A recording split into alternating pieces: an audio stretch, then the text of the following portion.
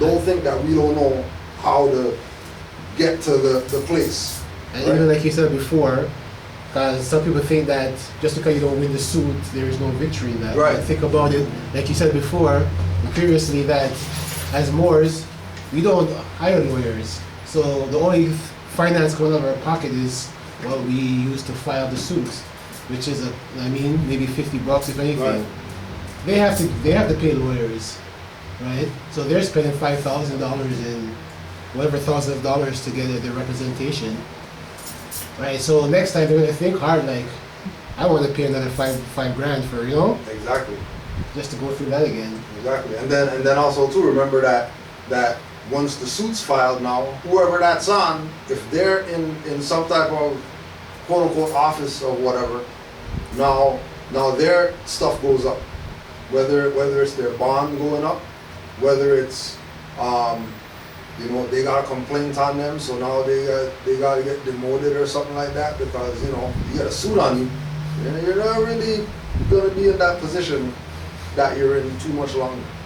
Especially if the suit sticks and is about to go through, which is again, why they assassinated that sister, because she had a suit on them people.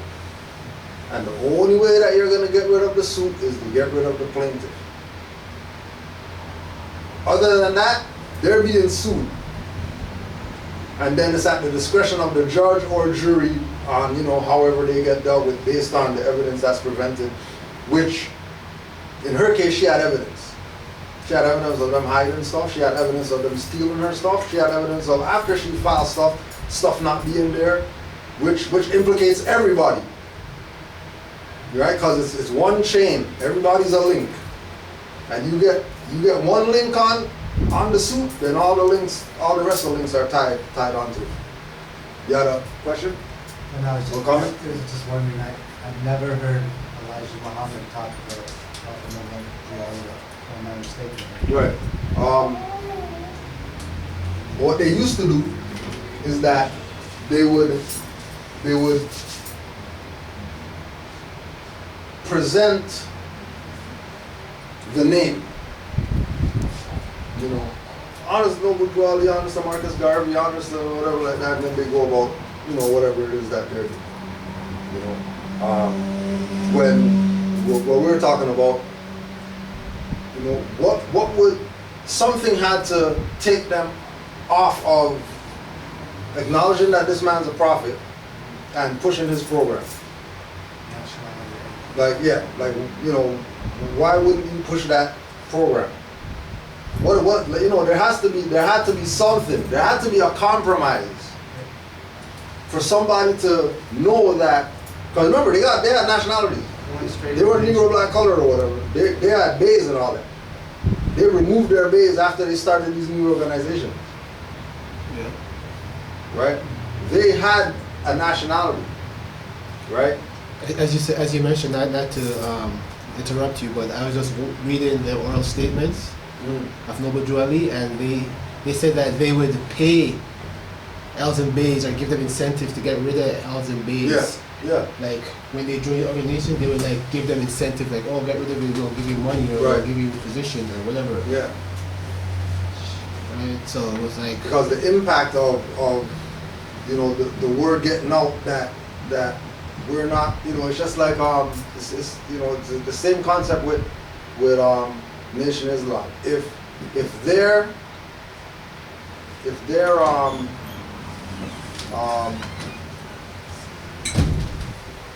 they're teaching were more geared towards not being so, you have to do this by this way or whatever like that, then they would have had way more people. They would have had way more people part of their movement. They would have had way more people part of their movement. If they would have just not did the whole thing about try to order people, that it's this way or no way, this way or get the hell out, right? Because if they were doing a pseudo nationalization by telling people get rid of slavery and put an X. Like really they were teaching nationality. Instead of X, why don't you just tell them put L or B on their stuff? Like why would you tell them put X? If we check the history, we know that Elijah Muhammad was a pool bay before he was Elijah Muhammad. So if Elijah was pool bay, and then Fard Muhammad was David Ford L, and they were members in it. They weren't just some people that just stand in the back. Elijah Muhammad was a flag bearer. There's pictures of him, you know what I mean, in the back, holding the Moroccan flag. Because he was the flag bearer. So he had a position in this. He wasn't just somebody, you know what I mean, that was a nobody. If you're a flag bearer, you're known. That's a prestigious position to be the one that holds the flag. Because that's the guy that's on the horse in the front when they're going into war or whatever. The guy with the flag, the guy with the bugle, letting everybody know we're on our way, right? When we look at the sellout of the Moorish movement, the sellout of the Moorish movement all started because of people trying to use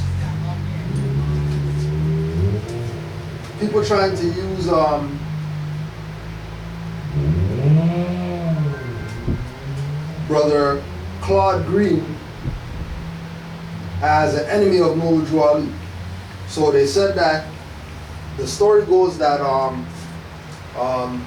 Noble Drew Ali had Claude Green murdered or whatever like that, because Claude Green was stealing stuff and he was doing all this stuff. So, you know, Noble Drew Ali got his little henchmen to go do something to him, and then it came back to the Prophet and all that stuff, so he got arrested, blah, blah, blah, right?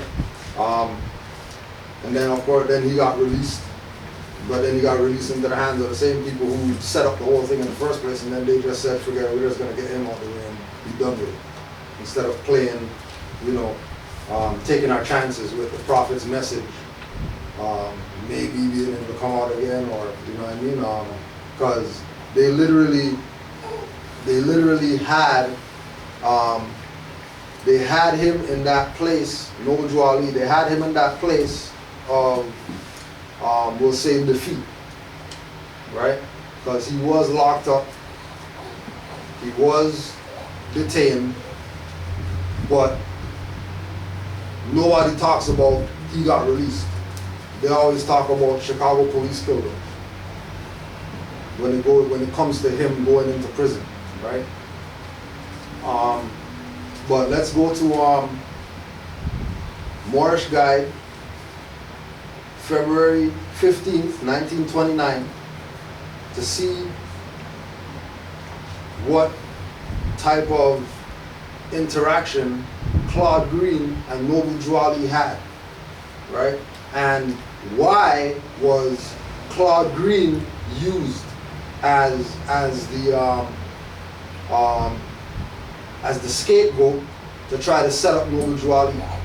Because they couldn't, you know. And again, like when we look at the article and read the article, you're gonna have to come to the realization that people on the inside knew what was going on, and instead of doing something about it, they all just stepped to the side, just like Jesse Jackson did, right? Or not Jesse Jackson,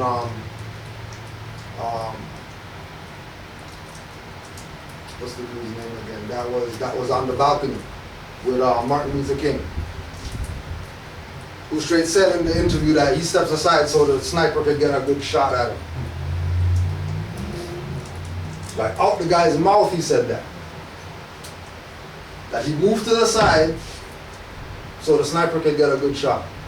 And then Brother Seton Rabe sent us to go back and look at the picture of the balcony, and then you could see Martin Luther clutching the rail. and looking at something back there that clearly he knew something was about to go down. The grip that he had on the rail while everybody around him is smiling. Right? Brother Claude Green Bay quits business manager post. Brother Claude Green Bay, for the past 6 months, Supreme Grand Business Manager of the Moor Science Temple of America, entered his resignation to Prophet Noble Drew Ali Sunday, February 10th, at the end of the regular weekly meeting. Such a move by the brother, who held down this important position of power given him by the Prophet, came as a great and direct surprise to all. Mystery shrouded the whole affair in view of the fact that neither the Prophet nor Brother Green Bay would make any public statement.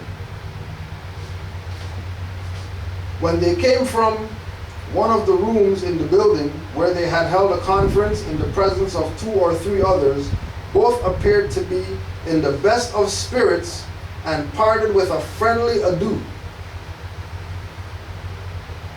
So they don't need for Noble Drew Ali to go do anything to him if they're going to part on friendly terms. If somebody's going to come and issue resignations, and the individual receiving the resignation is going to say, oh, thank you for your service or whatever like that, and then let this individual go on their way. Right? We have to acknowledge that they were not in beef like that.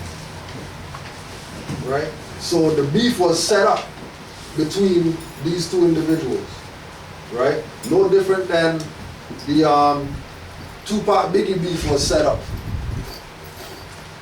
And then they kill one and then have everybody think the other guy did it. The other guy had nothing to do with it because that was his boy. And everybody knows that that's his boy, so why everybody fronting like he would do something like that? And then you find out that there's other parties that's involved later on, and you know what I mean, people made him go in that car, and people made, you know, bodyguards say, I'm going to go to the washroom at this point when you, and stuff like that. And you realize that, okay, there's bigger stuff going on. It's not just the surface.